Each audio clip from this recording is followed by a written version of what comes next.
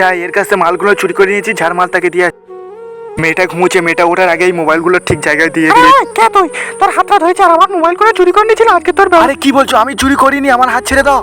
আমি নিজে তোকে এক্ষুনি হাতে নাতে ধরলাম, আমার বলছে আমি চুরি করিনি, পালাবি নি, এক্ষুনি এখানে দাঁড়া, এক্ষুনি তুই তো আমার মোবাইল দিচ্ছিলে আমার গাড়িতে, মোবাইলটা বার করে। বিশ্বাস করো, তোমার মাল অন্যজন চুরি করে নিয়ে গেছিল, আমি তার কাছ থেকে এনে এনে তোমার ওখানে রেখে দিচ্ছিলাম, আর তুমি আমাকে ধরছো চোর। ওখানে তোমার টাকার বান্ডিল ছিল, পানি ছিল, জুতো ছিল, সব। ওগুলো নিয়ে চলে যাই না, তোর না চাঁটি মারলে হবে না, তোকে পুলিশ দিতে হবে। এই মোবাইলগুলো তোকে হাতে নাতে ধরেছিল। বিশ্বাস করো দিদি, আমি চুরি করিনি, অন্যজন চুরি করে নিয়ে গেছে, তুমি আমাকে মারলে তো।